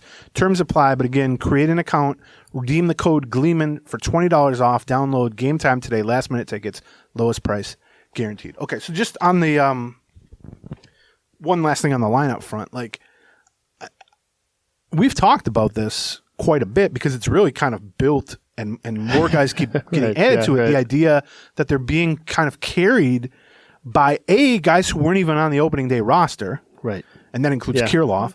But B, rookies. Yeah. And, even the guys who aren't rookies are pretty young. Close to rookies. And unproven guys have proven themselves. Now, you can look at that two ways. You can say, well, it's a shame that the veterans aren't doing their part. Or you can say... by the way, I do look at it that way. And that includes Correa, Buxton, Vasquez, Gallo. Does not include Max Kepler at this point because he's certainly done his part of late. Or you can look at it, the glass half full way, which is, well, if these veterans get their stuff together at all, then they're kind of joining the party that is already being hosted by these young guys. Right. And beyond that, beyond the next 6 weeks or the playoffs, it's a pretty great sign for the Twins' future as a lineup. Of course. That you can start to look at Lewis and Wallner and Julian certainly, and if they can get and keep Kirilloff healthy, he has certainly shown a bunch of signs, and now Ryan Jeffers is back to producing, and they got him under team control at for 3 more years at age 26, and then you even look down the line at AAA, and you have Brooks Lee there, you have Austin Martin, who's had a resurgence of late. That has been really nice to see. And so it becomes very easy to, not just down the stretch of this year, but for 2024, 2025, to start to kind of map out what a lineup would look like. And you just have a lot of really good young hitters with a lot of defensive flexibility. You can very easily build an infield however you want to build it. One of the infielders, probably Lewis or Martin, in my opinion, is going to end up in center field from a skill set and a need standpoint. You got Wallner in one of the corners, and maybe Julian ends up at first, maybe Julian ends up at DH, maybe Julian sticks at second, whatever it is. Maybe left field. They really haven't talked about him at all in left field. But, you can start to get 5 or 6 pieces there. And then you still, by the way, have Buxton and Correa. And, you could potentially bring back Max Kepler and Jorge Polanco next year, too. And so I think don't lose sight of, how good these young guys are performing and just how fun that is, but also how rare it is to see. It almost reminds me of the early Gardenhire teams where they would just be calling up a different Jock Jones, Doug Mankiewicz, Corey Koski, Dustin Moore, Bobby Kilty. Bobby Kilty, and then Hunter was an existing but still young guy. And they would just add 1 or 2 pieces a year, it seemed like. And then at the end of it, you just went, they just have like a core of like 6 or 7 26-year-old hitters. And that you can kind of build this thing out and at least plan for it. And the nice thing about all those guys, it's always just fun to watch young talent. B, you can kind of dream on them in terms of upside, although I'm here to tell you it's going to be hard for Julian or Wallner or Royce Lewis to like have a career where they perform much better than they have in this small sample. But and then also they're cheap. and they're under team control for a long time from a planning standpoint. And then you could start to fill in the blanks with, you've already filled it in with Correa and Buxton salaries. That was the point I was going to bring. This is a lot of times you hear from about a team.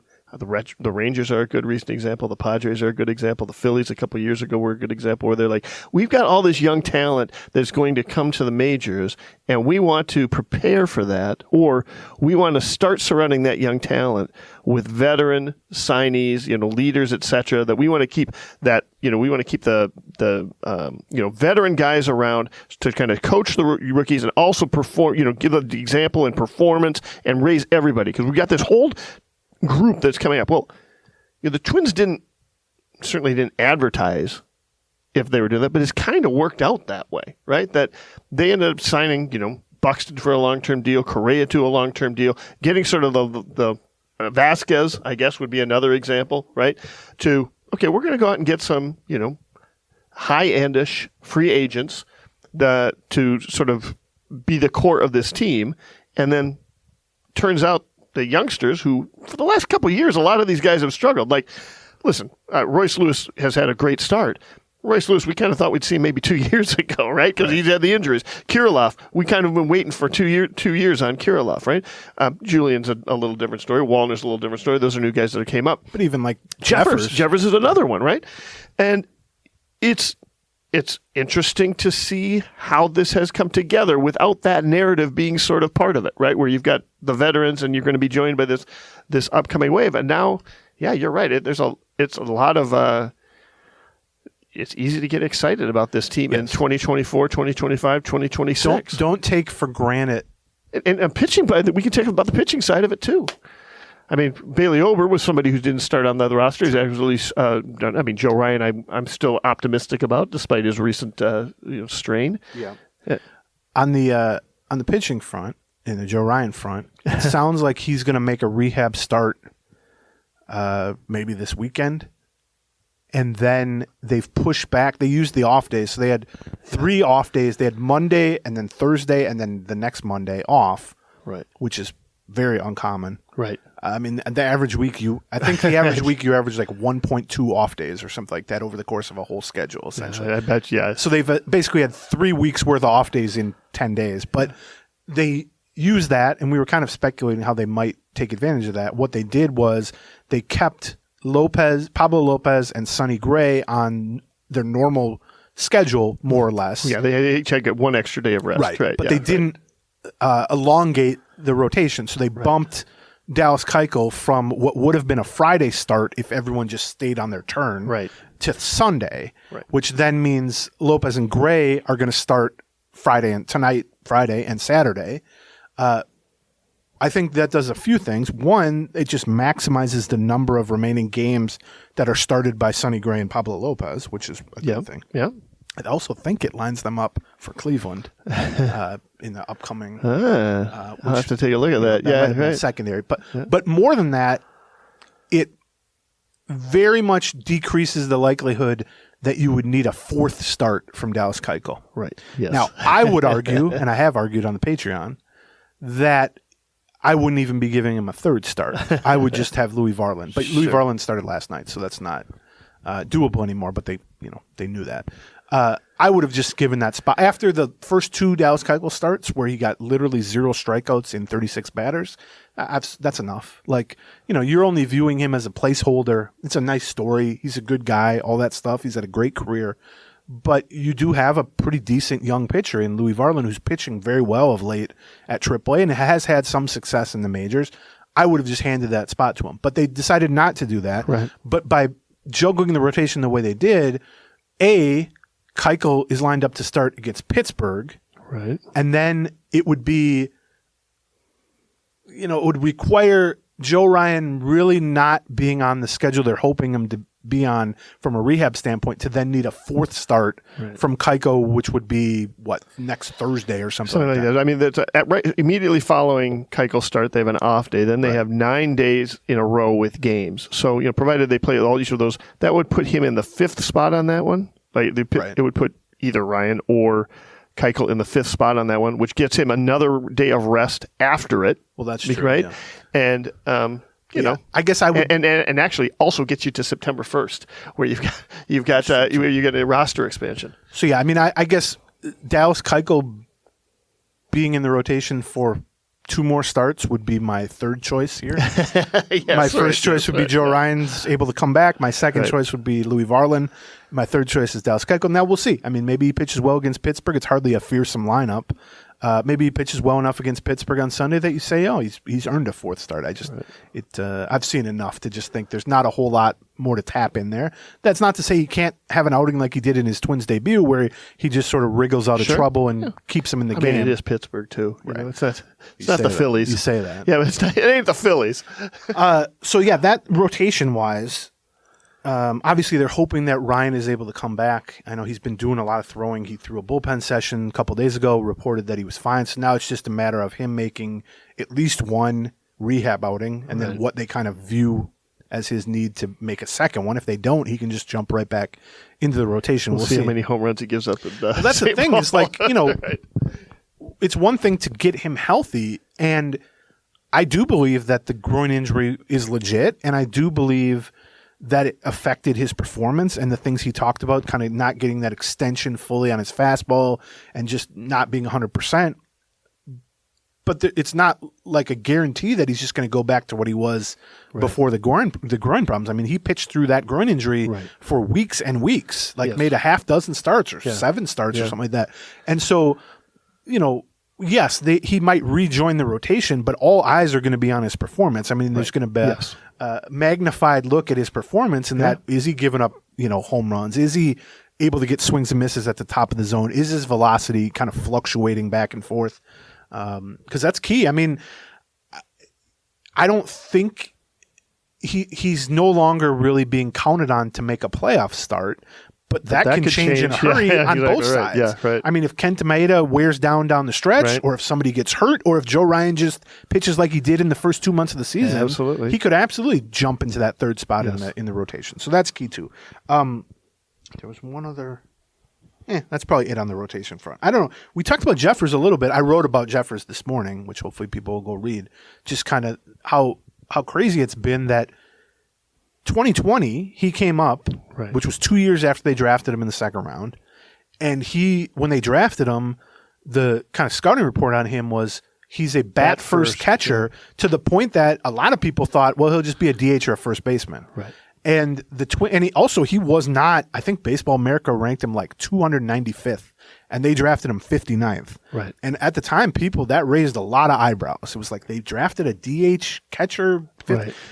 They thought from day one that we can coach this guy up and he will very quickly be a good defensive catcher. And they were right about that. Yep. Because he's smart and he just didn't get a lot of intensive catching coaching. He got a late start on catching, right? And if we can make that happen and even turn him into an adequate defensive catcher, well, then he's got that bat first. He's got that DH first base bat. And sure enough, he reached the majors 2 years after being drafted in mid 2020 or late 2020, and had a pretty good defensive rep at that point in terms of pitch framing. Yep. Didn't have a strong arm, but he was a quality defender at least. Right. And he hit well in 25 games. To the point that it was like, well, he's 23. He's a 2nd round pick. He looks pretty good on both sides of the ball. He's going to be their everyday, or their primary catcher now for the next 5 years. Right. But then he struggled in 2021. Yep. And then he struggled last year and also missed significant time with a fractured thumb. Right. And those back-to-back kind of rough years convinced the Twins, well, we can no longer really count on him as the number 1 catcher. We need a backup plan at least, or maybe not even a backup plan. So they went out and they signed Christian Vasquez, who's been a starter on 2 World Series teams, or on 1, I guess. He was a backup on Houston. But he's been a starting catcher for the Red Sox for most of the last decade. Very good defensive rep, good veteran guy, adds a little bit as a hitter, or did at least. And they paid a premium for him. 3-year deal for a 32-year-old catcher. 3-year, $30 million that's significant. Yeah. I can tell you that there were a bunch of teams, 6 or 7 teams that were offering him $10 million a year for 2 years as a free agent. Right. And so the 3rd year giving him the key. 3rd year, right. Yes. is what got it. And that I thought might have made Jeffers a trade candidate. Instead, they just bumped him to the secondary role. And early in the season, it was basically 2/3 Vasquez, 1/3 Jeffers, and they tried to make most of that 1/3 for Jeffers be against left-handed pitching because previously in his career, he did pretty well against lefties and hit like 185 against righties. Right. But a funny thing happened there, which is Vasquez has been pretty bad all year offensively and has not, I don't think he's been bad defensively, but he's not really shined defensively. And, you know, catchers age too on both sides of the ball. That happens. And then meanwhile, every time Jeffers was given an opportunity, he produced. And he was throwing guys out much better than he had in the past. Yeah. And he was getting a lot of good comments from pitchers in terms of his pitch calling and his preparation. And he was doing all that without, I mean, we kind of expected him to get some at-bats at DH. That was no longer an avenue for him. So he really needed to make the most of the opportunities that he had in the catching position. And so gradually the 2/3, 1/3 split in Vasquez's favor kind of morphed into essentially 50-50. Just alternating starts. Yeah. And then of late, it's been alternating starts, and Jeffers has gotten some work at DH to try to keep his bat in the lineup. And, I mean, his production has just risen with more playing time, basically. Yep. And he leads all American League catchers in OPS. He leads the Twins position player group in wins above replacement. And he ranks 12th on the team in plate appearances while doing that. Yeah. And so that's a guy who's screaming for more playing time. I don't know that he's going to get much more than 50-50, especially once Buxton comes back and eliminates some of those DH at-bats. But, I mean, I certainly think he's deserved. I mean, he's outplayed Vasquez on both sides of the ball. And so the argument for playing Vasquez on a given day when it's not, you know, just to give Jeffers rest, you know, I really think it should be flipped from what it was in the beginning of the season, which is 2/3 Jeffers, 1/3 Vasquez, or, you know, 60-40 at least. But I mean, they haven't quite gotten to that. They haven't point. Embraced that completely. Right. But I wonder if they will down the stretch, particularly if and when Buxton and Kirilloff come back and the DH spot isn't a way to get Jeffers extra at bats. But I wonder if that. Here's what will be interesting to see: what happens versus Texas and Cleveland, especially Cleveland. The games that really matter. Right. When who's in the lineup for that 3-game set versus Cleveland? I bet you twice it's Jeffers and once it's Vasquez. Yeah, I mean that's certainly what I would do, and I mean I think. It's just hard to argue otherwise. And that's not necessarily a huge knock against Vasquez, although he hasn't performed as well as they were hoping. But it's just a credit to Jeffers, who a lot of guys, if they're kind of the catcher of the future, and then all of a sudden they have a couple bad years, and the team goes out and signs a known commodity veteran for $10 million a year for 3 years, they can pout a little bit. I mean, honestly, and he did the exact opposite, which was he overhauled his swing mechanics, which I wrote about today, and he really worked on his throwing to get to the point that he can at least be adequate as a thrower, and he's thrown out, 29% of runners, which the league average now is about 20 with the increased rules boosting steals. So, I mean, he's been very good, and I know I've tried to talk to a lot of pitchers after they've been paired with Jeffers to get a sense of how do they view him defensively beyond just throwing and calling a game Maeda has really credited him with the game calling in terms of like the game theory of keeping hitters guessing, keeping them off balance, especially for a guy like Maeda who throws like 5 different pitches. Which pitch you call for in that spot can be key. It's not so key when it's a guy who throws 2 pitches. And then the other thing, Pablo Lopez had some really good comments, I thought, about Jeffers' preparation, and that if you've talked to Ryan Jeffers, there are 2 things that are apparent. One is the guy likes to talk.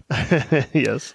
Whether it's talking shop about baseball or it's just talking. Right. I mean, he got the gift of gab for sure. But also he's super smart, and he's not smart in like a nerdy way. He's just smart in that if you have more than like a 2-minute conversation, you'll just realize, oh, this guy's this guy's smart. And his background, the first time I ever talked to Ryan Jeffers was like the first week of spring training 2020. I was new on the job. He had not played in the majors, so he was new in camp. And I went up to him because I like to profile prospects in spring training, and I just sort of started talking to him, and within 5 minutes, he's basically teaching me stuff about the data and analytics and the force plate system that they're using. And then about a minute after that, he's telling me, well, I was a physics major at UNC Wilmington. I wanted to get an engineering degree, but they didn't offer it. I really wanted to go into aerospace and work for Boeing as like a defense contractor.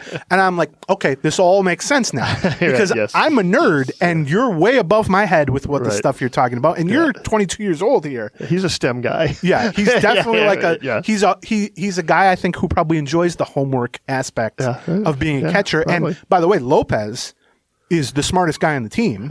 He got approved, Pablo Lopez got approved for medical school when he was 16, and you can talk to him for a minute and you'll realize how smart he is. By the way, in a second language. Exactly. Right. And it doesn't surprise me then that he's been paired with Jeffers 12 times this year, and he has a 2.87 ERA with Jeffers as his battery mate. But then it doesn't surprise me that when you ask Lopez what does Jeffers do well, the thing he really spotlights is the homework, the preparation, the game planning, the ability to kind of remember our patterns so that we can break them against hitters and that sort of thing. And so and that's not to say Vasquez doesn't do that well. I mean, Vasquez is only in the league because he does that well for the last 10 years. Right. So don't get me wrong there. Yes. But it's that's what Vasquez is known for. Right, For the, exactly. Vasquez didn't get $30 million for his bat. Yeah, exactly. Now they thought he'd be better offensively than he's been, but and so the fact that Jeffers is 26 and he's got an 875 OPS. Right. He's increased his production as the playing time has increased. He's become a very competent thrower. He's always gotten pretty good reviews for kind of the unquantifiable aspects of catching, the pitch calling, the game management, the preparation, and all that. And he's 26, and he's not even arbitration eligible until next year. Right. So he's got 3 more years. And so then the question becomes for me at catcher is how much is he going to play down the stretch? Like you said, I think when push comes to shove, he is going to start more of the important games than Vasquez. So. But especially they're both right-handed, so there isn't really even a platoon. Well, there's also you're also playing 7 games. You're playing basically 14 games in a row versus Texas and Cleveland. Like I don't know how much there isn't going to be a fair amount of back and forth. But then beyond that, then the question to me becomes, and I sort of think this plays into their decision with the stretch run playing time, which is the more you see Jeffers play. Like if they do go to a 2/3 Jeffers, 1/3 Vasquez, that could just be we're putting the guy out on a given day that we think is the best, like you said.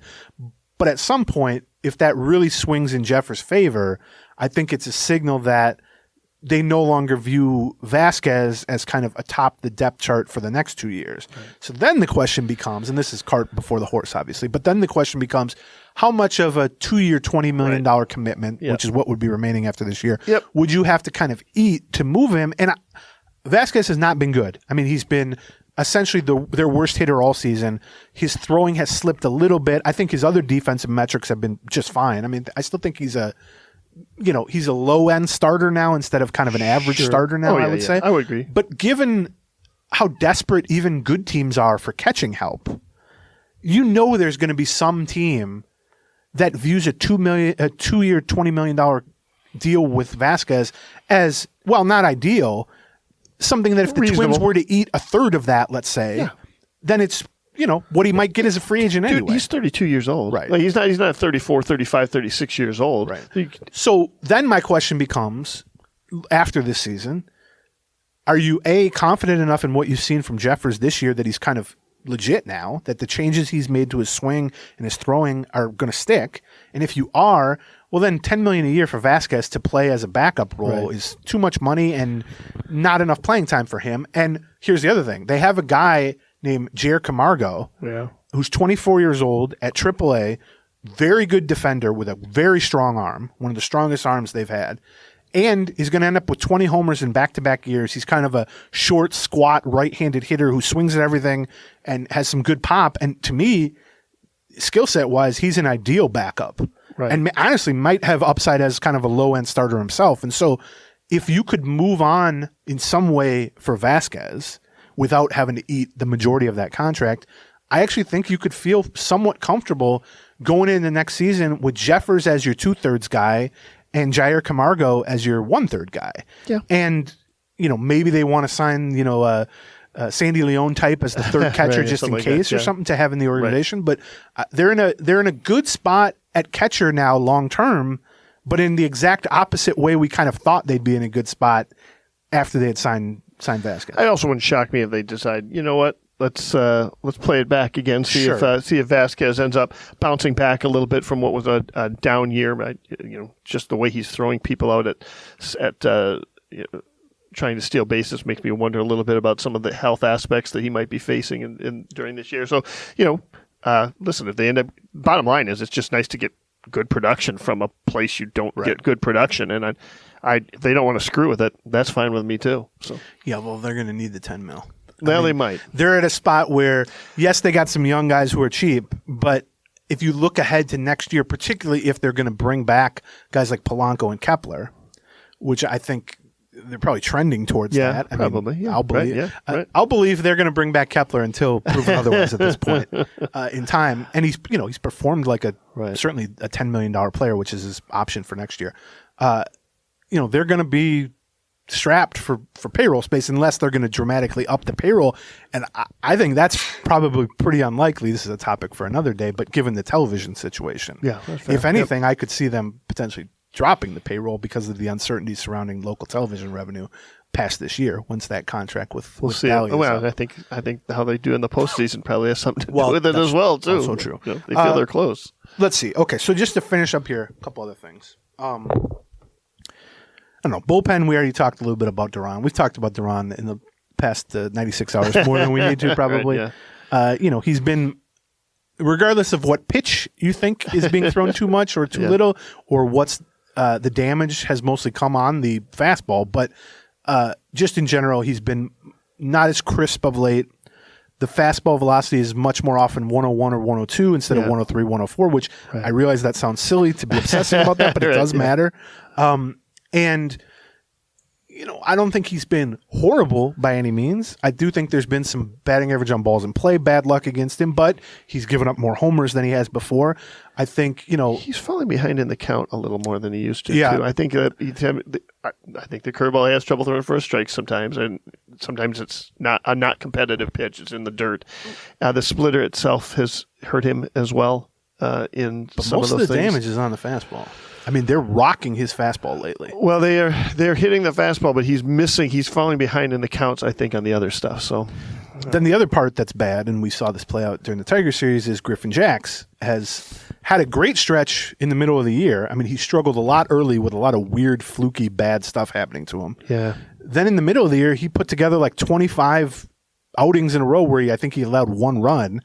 And then of late, he struggled. He gave up 2 homers against Detroit back-to-back after giving up a grand total of 2 homers through that point of the season in like 50 innings. Yeah, I didn't know how much to make of that. Was like, is it something off with him, or he was also close to the 25, 26 pitch mark or something when both of those happened? And then that wind blowing in target field on Wednesday was just so weird to left field. So they've gotten Thielbar back, who's jumped into a highish leverage mix, and he's been fine, although he hasn't been used that much. Part of that issue on the game they lost on the last game of the Tiger series was Thielbar would be pitching if they had used him that day for the third time in 4 days, about a week after coming off the IL as a 36-year-old, and so they didn't want to do that. And so then their usage, I don't know how they were going to win that game either. Even if Jax pitches a clean inning. They were either going to have to use Duran for two innings, or I don't know, after pitching the night before. Which they are very hesitant to do. Particularly, he hasn't been that sharp, like we just said anyway. So I don't know why you're trying to stretch him out. So Thielbar's back, which will help. They're going to lean on him more and more, I think. And then the real thing that's been the biggest change from a positive standpoint in the bullpen has been Pagan, which Dan Hayes wrote about a couple days ago. He's throwing harder. He's blowing people away with the fastball. He's not getting punished on mistakes nearly as much as he was last season. Yeah, John's knocking. I think that's wood, unfortunately. Whatever this desk is that we're sitting at. Whatever it is. For mica or something. But we've also seen then, Duran has not been as reliable. Jax has not been as reliable. Blake Stewart's nowhere to be seen. Brock Stewart is nowhere to be seen. And I would not bet on him pitching again this season. I don't think it's been ruled out by any means, but that's not imminent. Floro's been... And then, that's what I was going to say is like, when they added Dylan Floro for Jorge Lopez, who, by the way, Lopez just had a horrible outing for Miami, I just saw. But when they added Dylan Floro, he's been a closer for Miami. He's been a setup man for Miami. I wouldn't call him a high leverage late inning guy necessarily from a stuff standpoint, but he's been a medium to high leverage guy pretty much throughout his career, and he's had Borderline success. seventh inning guy. They really have not used him in that type of role at all. He's been more low leverage, fifth or sixth inning, kind of not game out of reach, but game not in the balance type of guy. I've been surprised how early they brought him in on a couple things. And, maybe it's just they don't trust him because he hasn't been there, but they're going to have to get some innings from someone in spots that matter, whether it's him or Balazovic, who's kind of cooled off a little bit and been used in lower leverage, which, that was probably bound to happen. Yep. Because the only other two guys in the bullpen that we haven't mentioned in the last 90 seconds are Winder and Cole Sands. Right, yeah. And they won't even use Cole Sands. Like, he just sits out there. Like, I pitch as much as Cole Sands, which is strange to me. But and Winder, I don't know what to make of Josh Winder, because I really thought when Winder last year had a few outings, even as a starter, where you thought, all right, it's coming together. I see the promise. But he just did not miss enough bats, and he got hit pretty hard. And then he had some more shoulder problems, which he's had throughout his career. And I just thought, all right, well, they're just going to move him to the bullpen. He's going to go fastball, slider, and, he potentially will be like a seventh inning guy. Or more likely slider, fastball. Well, right. Right. That's the thing about his Winder, slider right? his fastball gets rocked despite pretty good velocity. Right. Instead, they've kept him more as a multi-inning reliever, and he's had some good moments. He pitched 4 innings, a one-run ball in a key spot a couple homestands ago, but for the most part, he's just been kind of a placeholder, like a space filler, and that is not really what I expected out of him. I'm not saying I expected him to be great by any means, but I didn't expect him to just be Cole Sands, Brent Hedrick, just kind of long man who gets sent up and down all year, just kind of innings eating from the bullpen. And maybe that ultimately is going to be his role, which would be disappointing given where he was a couple of years ago as a prospect. But I still would like to see him. I'd actually like to see them try this at AAA for a while. But a pure 1 inning, even middle relief guy, not worrying about staying stretched out, not worrying about facing guys more than once. Just you come in and you throw as hard as you can, fastball, slider, or like you said, slider, fastball.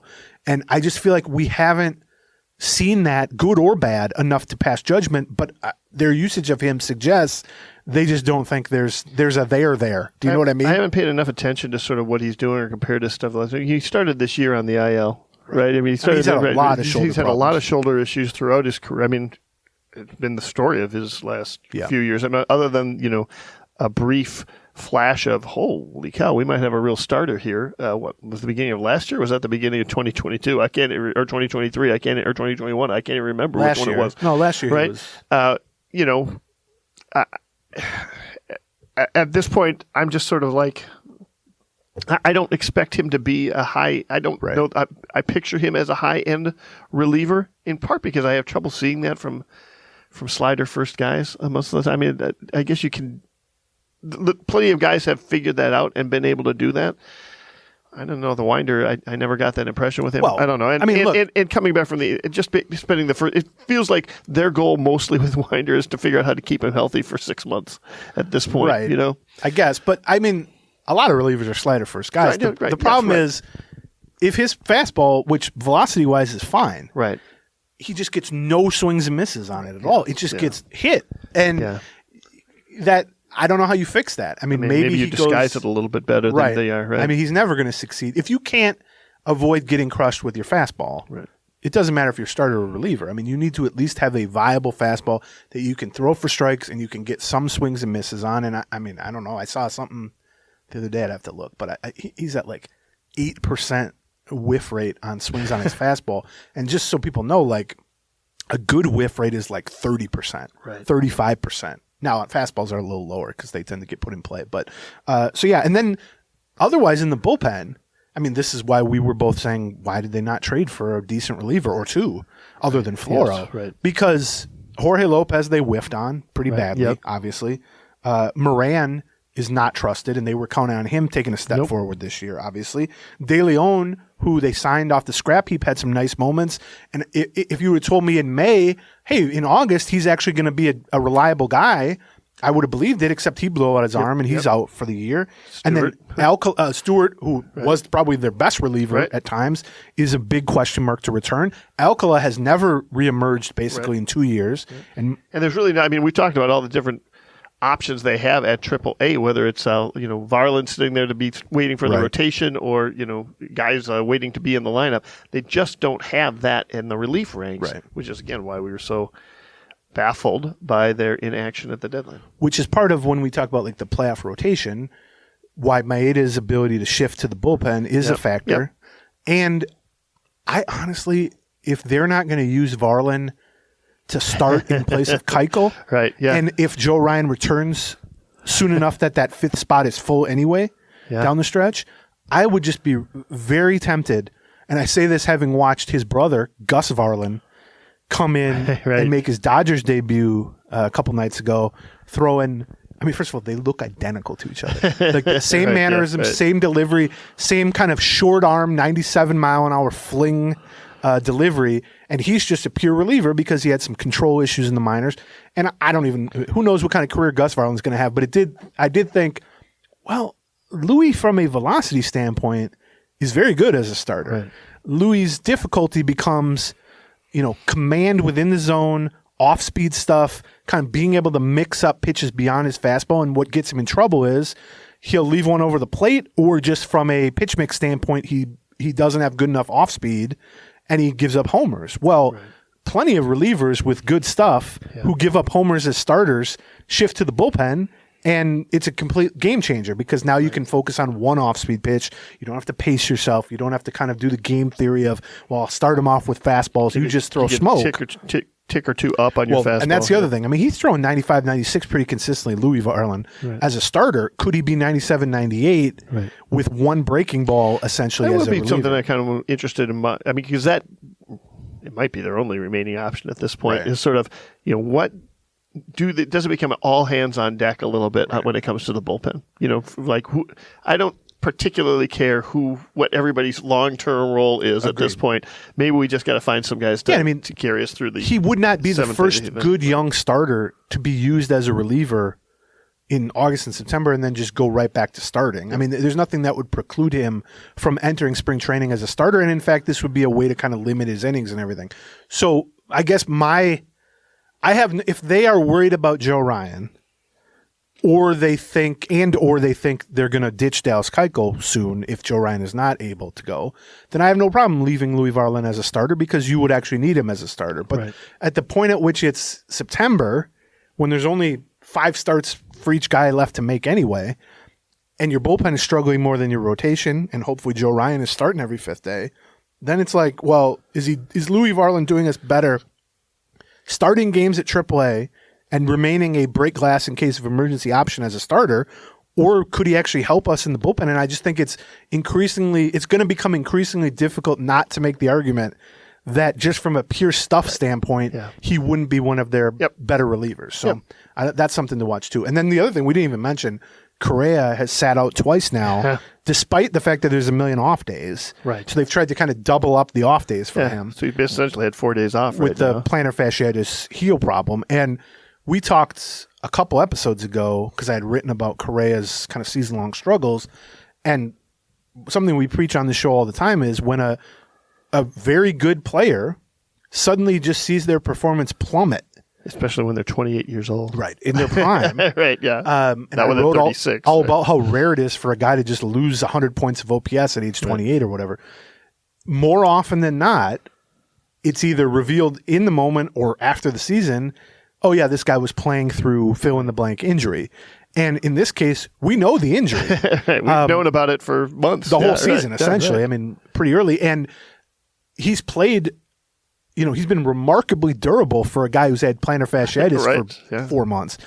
But there are moments like the infield single he beat out where you watch it and you go, well, that was a key single. I mean, him hauling ass on that was important. Was big for them. And I give him credit for doing that, knowing probably in the back of his mind, this isn't going to feel good. And in fact, he aggravated the and then ended up sitting the next game. Was it worth it to do that? Would you rather have a guy just jog to first base at all times? That's maybe a topic for another day. But clearly, they're trying now to manage around it and maximize the off days so that he doesn't have to take a week off. Maybe he can take 1 game off plus a scheduled off day, and that gets him 2 days off and all that. But he's not going to admit it, and he may not even feel this. Like, it's possible to say, well, yeah, my foot's been killing me all year, but that doesn't have an effect, and we'll never know. I mean, there's some subjectivity to that, but it's become the longer he goes without really breaking through here and having like a sustained period of strong performance, like we saw from him last year down the stretch, the more it just seems.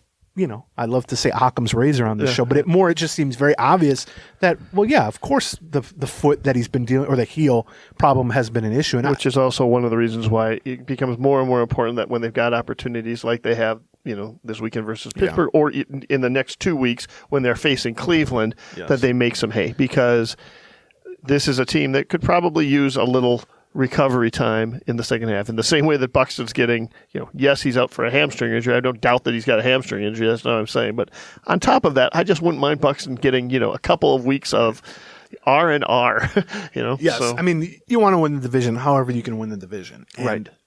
Obviously, it's not some great... Let's build a lead. Great analysis to say they should try to win by as many games as possible. Right. But I do think this particular team in this particular season would really benefit from not having to put their A lineups out there against Oakland and then in Colorado to end the season. If you can pull an 87 Twins and just lose or win in the final games and not have it matter, and they're in position to potentially do that. Right. Like, there's no reason why they should have a lead of fewer than 3 or 4 games with a week to play. Like, you should be in a position where if Carlos Correa wants to take the last 3 games of the season off, and Byron Buxton and whoever it is, or you want to not start Kenta Maeda in the last series of the season, you want to save him, they absolutely should be in position to do that, except we have 30 episodes of this podcast about this very team where we go, no, they should have done that, but they didn't do that. So. Thank you very much to our sponsors, Soda Stick, RotoWire, BetterHelp, and Game Time. Special thanks to Marney Gellner for sticking around for the first 10 to 15 minutes of the, maybe 15 to 20 minutes of the podcast to talk to us about the initial game. She loves talking about the initial game. She gets so excited about it. I think she just loves us. Well, we're a very charming duo. That's probably true. Women across the Twin Cities have been saying that for years. She is remarkably competitive about that game. So I think she watches it. She enjoys seeing other people be super competitive about that game. Right. Thank you to all of you that listened to 15 to 20 minutes of Initials talk at the beginning of the podcast. We appreciate it. And for those of you that came here for the Initials podcast, thank you for listening to the last hour and a half of Twins Talk. That's right. There's something for everyone. All right. We will be back Monday with a Patreon episode where we'll cover the Pittsburgh series and then probably a preview of the Texas and Cleveland homestand. Patreon.com, Patreon, patreon.com/Gleeman. Join us for this stretch run. Yeah. I can tell you one thing. It's definitely going to be interesting. That's right. Yeah. All right. We'll talk. Bye-bye. Gleeman